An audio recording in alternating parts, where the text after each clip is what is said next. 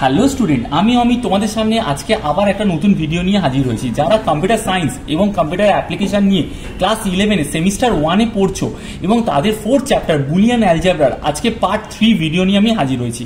আজকে আমাদের যে টপিকটা হলো সেটা হলো মিন টার্ম এবং হলো ম্যাক্স টার্ম।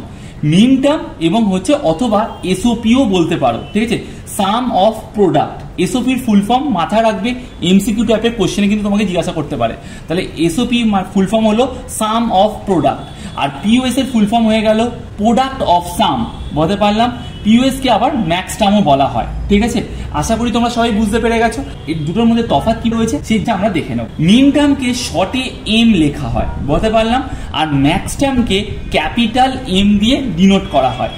আর এসওপি কি বলছে, যে স্ট্যান্ডার্ড এসওপি গুলো রয়েছে তাদেরকেই বলা হয় মিন টার্ম। অর্থাৎ নাম্বার 1 পয়েন্ট, যদি স্ট্যান্ডার্ড এসওপি হয় তবেই আমরা তাকে কি বলবো, মিন টার্ম।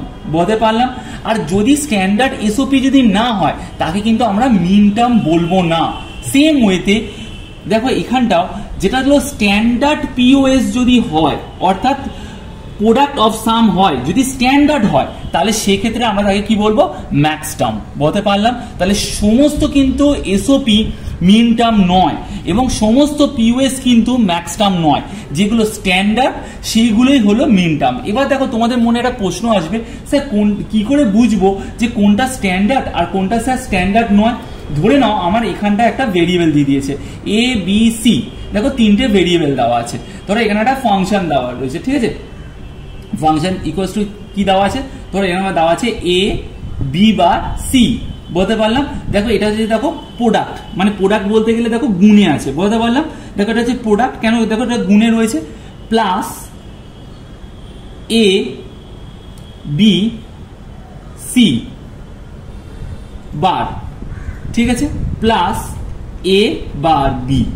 দেখো এখানটা এরকম একটা ফাংশন দেওয়া আছে, কিন্তু দেখো এটা কিন্তু স্ট্যান্ডার্ড এসওপি নয়। তুমি বলে স্যার কেন স্যার, কি করে বুঝলেন এটা স্ট্যান্ডার্ড এসওপি নয়? তার কারণটা তুমি যদি ভালো করে দেখো, এখানে দেখো তিনটে ভেরিয়েবল রয়েছে। দেখো এখানে তিনটে ভেরিয়েবল রয়েছে, এখানে তিনটে ভেরিয়েবল রয়েছে, এখানে দেখো দুটো ভেরিয়েবল রয়েছে, এখানে কিন্তু দেখো সি নেই। যদি এখানে সিটা লিখে দিতাম তাহলে কি হয়ে যেত, এটা স্ট্যান্ডার্ড এসওপি। বলতে পারলাম। তাহলে তিনটেই ভেরিয়েবল যখন থাকবে তখন সেটা কি হয়ে গেল, স্ট্যান্ডার্ড এসওপি। আর স্ট্যান্ডার্ড এসওপিকেই আমরা কি বলবো, মিন টার্ম বলবো। পয়েন্ট নাম্বার 1 আশা করা যায় তোমরা সবাই বুঝতে পেরে গেছো। কিন্তু এটা আবার এটা মাথায় রাখো, দেখো প্রোডাক্ট এগুলো তো সবই দেখো গুণের মধ্যে রয়েছে। তো এই প্রোডাক্ট গুলোকে যখন যোগ করা হচ্ছে তাহলে সেটাকে কি বলা হচ্ছে, সাম অফ প্রোডাক্ট। বলতে পারলাম। আশা করি তোমরা সবাই বুঝতে পেরে গেছো। সেম স্ট্যান্ডার্ড পিওএস এর ক্ষেত্রে কি হবে, স্ট্যান্ডার্ড পিওএস এর ক্ষেত্রে ধরো এ বি সি দেওয়া আছে, ধরো সেটাকে কিভাবে আমরা লিখবো, তাহলে দেখো ধরো সাপোজ সে A plus B bar plus C, ঠিক আছে। আবার কি লিখবো, A bar plus B plus C, ঠিক আছে, A plus B plus C bar. ধরো এটা দেওয়া আছে, তাহলে এটা কি হয়ে গেল, স্ট্যান্ডার্ড পিওএস। পিওএস কেন বলা হচ্ছে, দেখো সামগুলোর প্রোডাক্ট। বলতে পারলাম। সামগুলো দেখো এখানে দেখো যোগ আছে, তার জন্য এটা হলো সাম। তাহলে দেখো এটা সাম, এটা দেখো সাম, এই তিনটে সামের কি হচ্ছে, প্রোডাক্ট হচ্ছে, মানে তিনটে সামের কি হচ্ছে, গুণ হচ্ছে। আর এখানটা কি হচ্ছিল, গুণগুলো যেগুলো দেখো প্রোডাক্টে রয়েছে সেগুলোর কি হচ্ছে, যোগ হচ্ছে। দ্যাটস ওয়াই এটাকে বলা হয় সাম অফ প্রোডাক্ট, আর এটাকে বলা হয় প্রোডাক্ট অফ সাম। বলতে পারলাম। 2 নম্বর, মিন টার্মের ক্ষেত্রে আমরা অলওয়েজ সিগমা সাইন ইউজ করব। বলতে পারলাম। সিগমা থাকলে তাহলে তুমি কি বুঝতে পারবে যে এটা হয়ে গেল মিন টার্ম। আর ম্যাক্স টার্মের ক্ষেত্রে হচ্ছে পাই। বলতে পারলাম। যদি পাই থাকে তাহলে তুমি কি বুঝে যাবে, এটা হলো ম্যাক্স টার্ম। ঠিক। নাম্বার 2 নম্বর পয়েন্টটা বুঝে গেছো। 3 নম্বর পয়েন্টটা, এসওপির ক্ষেত্রে 0 থাকলে হচ্ছে বার আসবে। বলতে পারলাম। 0 থাকলে বার আসে, ঠিক আছে।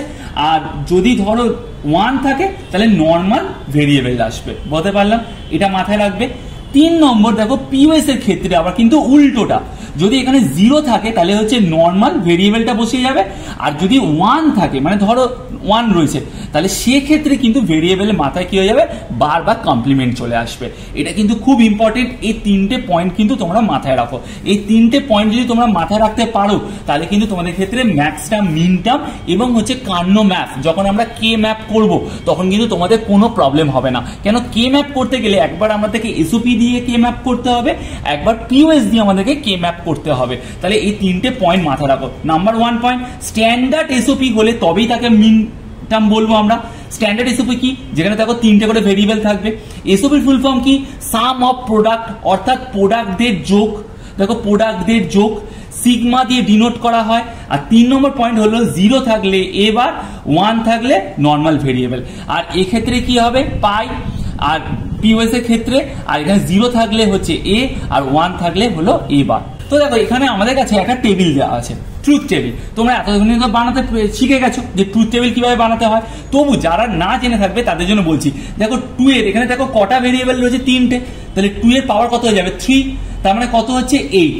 বলতে পারলাম 8টা। তাহলে 8 কি হবে স্যার, 8টা রো হবে। বলতে পারলাম যে ট্রুথ টেবিলটা বানাবো 8টা রো হবে, 1 2 3 4 5 6 7 8, 8টা রো হবে। হলো, আবার এই 8কে যখন 2 দিয়ে ভাগ করে তাহলে কি আসছে, 4।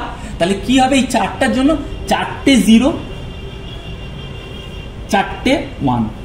বলতে পারলাম 4 এর হাফ কত হবে, 2টো 0, 2টো 1, 2টো 0, 2টো 1।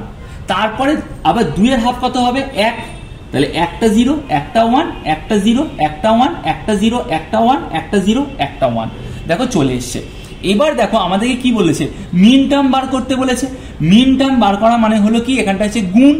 ঠিক আছে, আমরা দেখেই নিয়েছিলাম, দেখো গুণ করতে হবে। আর 0 মানে কি হচ্ছে, বার।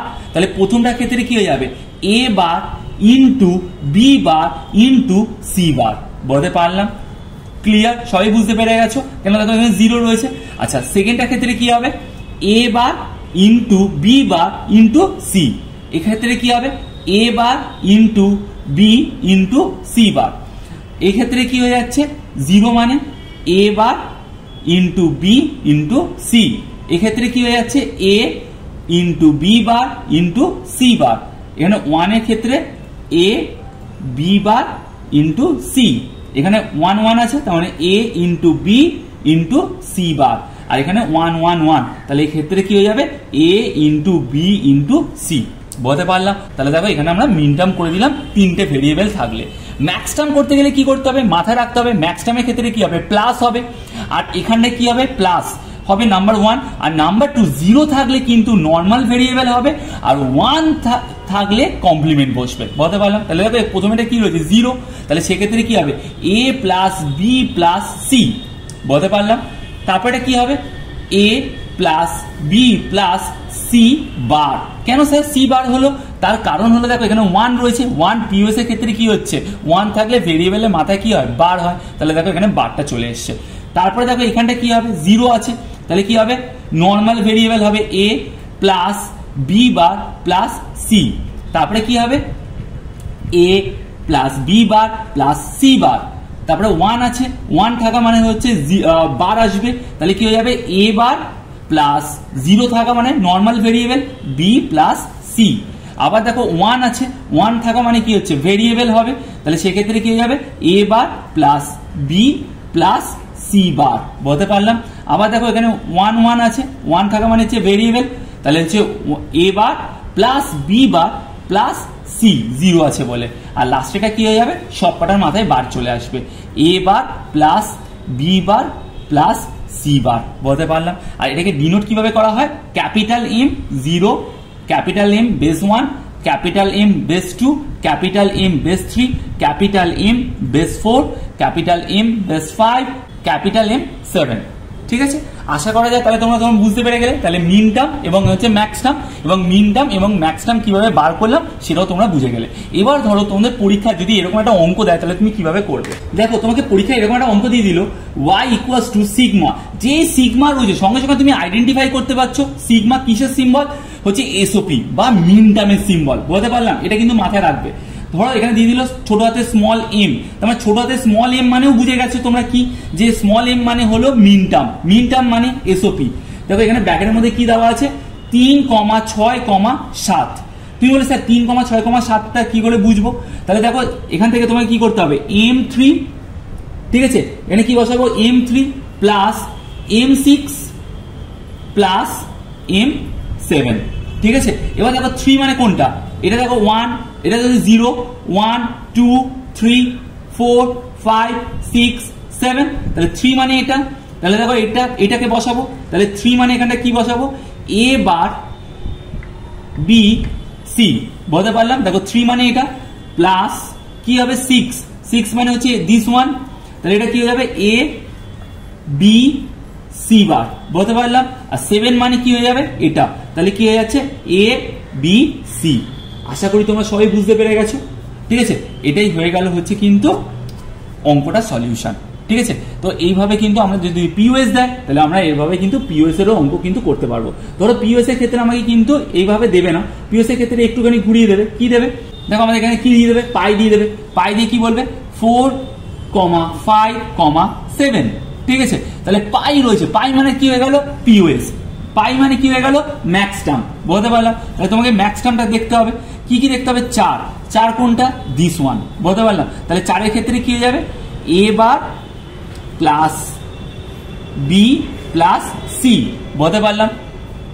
মাল্টিপ্লাই করব কার সাথে, 5 এর সাথে। 5 কোনটা আছে দেখো দিস ওয়ান, তাহলে এটা কি হয়ে যাবে A bar plus B plus C bar, আর হচ্ছে 7, তাহলে কি হয়ে যাবে গুণ A bar plus B bar plus C bar.